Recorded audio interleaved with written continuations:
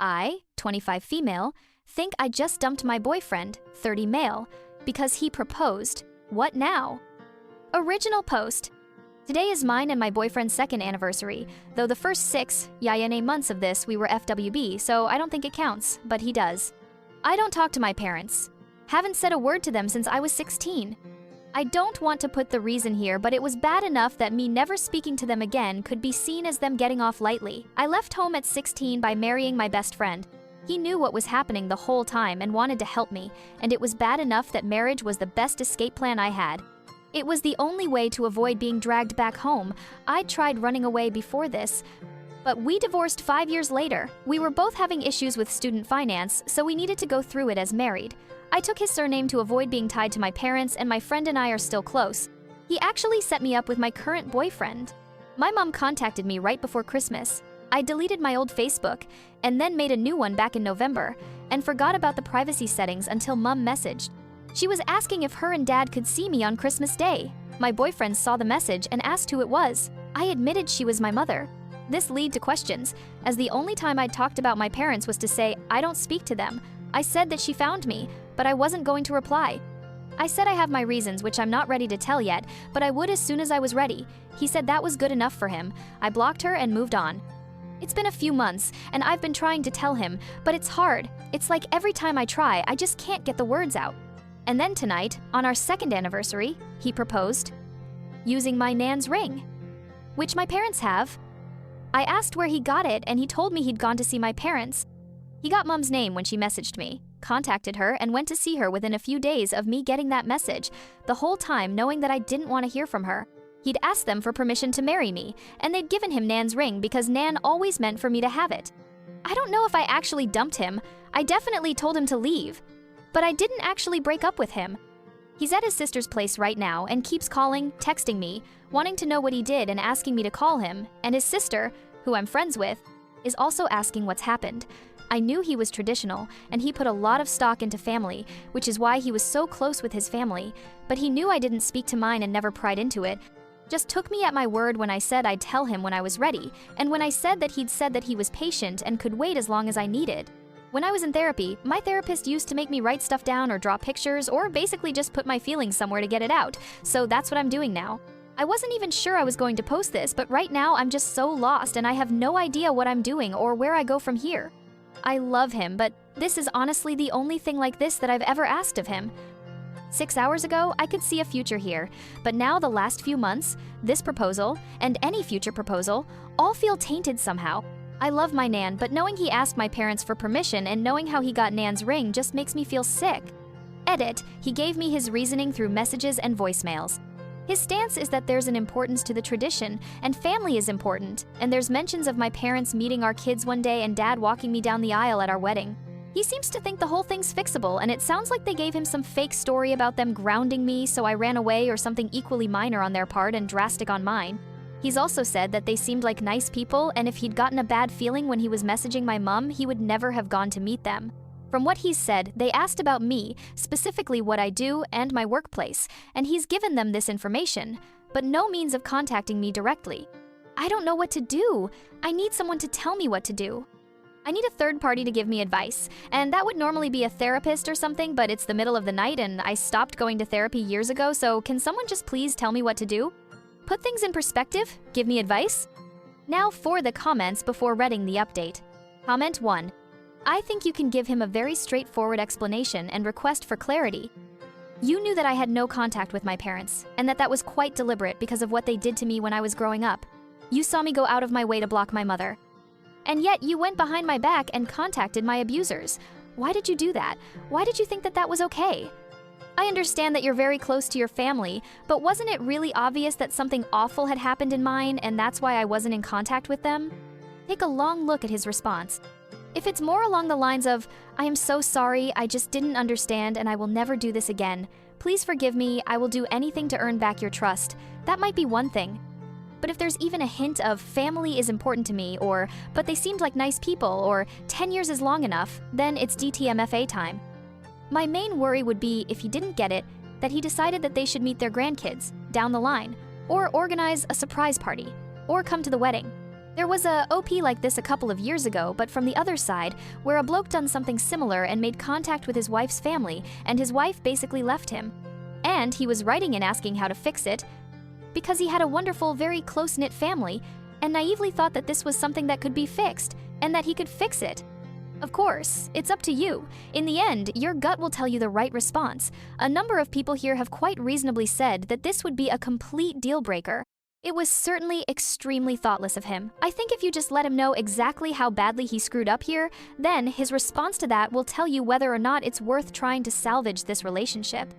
In your heart, can you trust him again? Comment 2. I've looked through his messages, voicemails, and he said all the wrong things. Importance of family, importance of tradition, they seemed like nice people. Dad walking me down the aisle, them meeting their grandkids. It's like he thought of every wrong thing to say and then sent it. I don't know if I should message him. I want to fix things, but these messages aren't exactly instilling confidence. Comment 3. Oh wow, he really is living in dreamland rather than listening to you. Here's an idea to try. Your idea of family does not apply to my family. You don't get to decide that all the history with my family is resolved. That is up to me. You violated my trust. As long as you have a relationship with my family and keep talking about our future as if it includes my family, we cannot have a future together. If you want us to have any kind of future together, you need to agree right now to respect the boundaries I have set. Now for the update. I read every comment, PM, chat, and decided I had to tell him, if for no other reason than to make sure he knew why I was. I'm so upset about this. I talked to my ex-husband, 25, about it because he was there for the whole thing and watched it happen in real time, and he said he would be there for me and talk if I couldn't. My ex-husband was not happy with my boyfriend, to say the least, and told me that my boyfriend had actually asked him what happened about 6 months ago. But my ex-husband had said it was up to me to tell him when I was ready, and my boyfriend had said that was fair enough and he'd wait for me to tell him.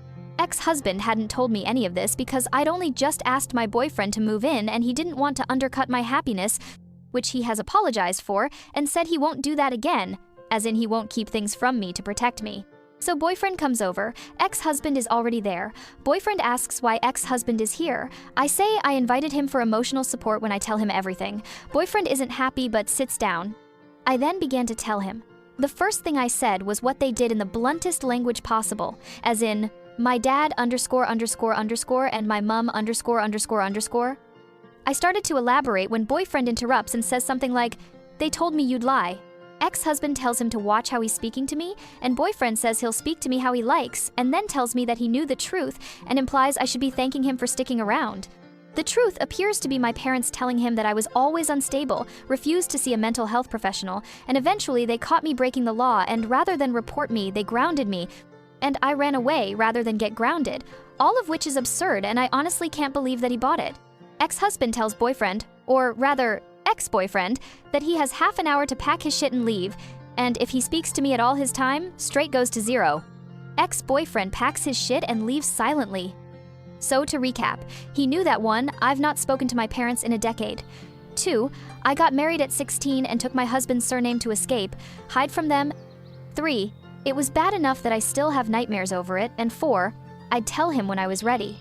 Within a few days of hearing point 4, he sought out my parents and asked permission to marry me based on his own gut feeling about them, because the vibe he got from their texts was a far better judge of character than my 16 years with them, per S. They fed him lies about me, which he bought, and he gave them information which includes my full name, job field, place of work, and possibly the address of our flat. While they have not done anything with this information yet, that I know of, my ex-boyfriend has stayed in touch this whole time.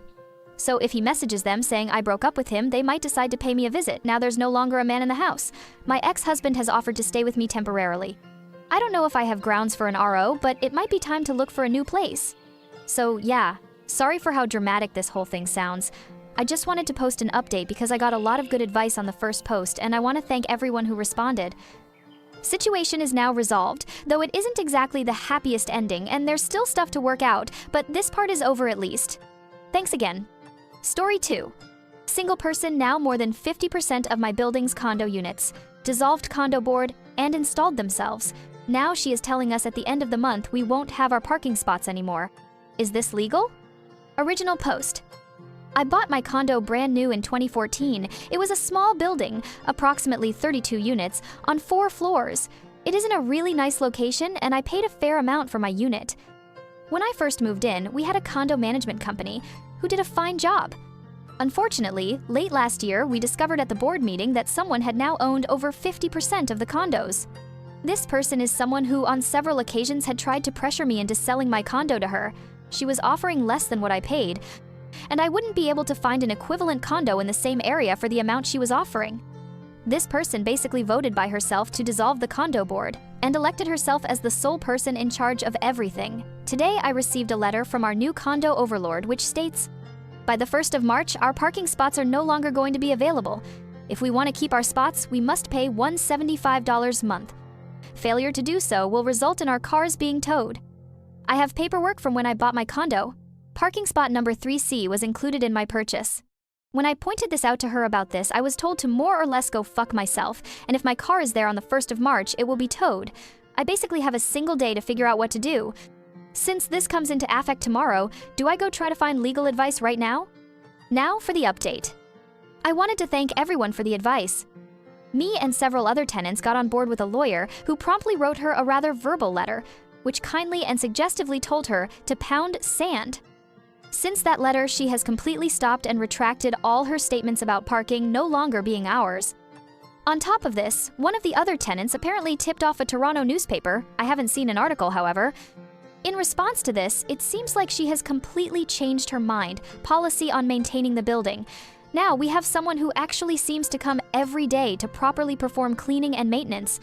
Sadly, regardless of all these changes, I am planning on getting out as soon as possible. Because unfortunately, I feel after a few months she will probably change her opinion on everything. Edith, I forgot to mention. On the night she threatened to have people's cars towed, both me and another person recorded the tow truck driver trying to set up a tow for my neighbor's car. After confronting the tow truck driver about how he was illegally trying to tow someone's car, he immediately took off. We passed that along to the lawyer.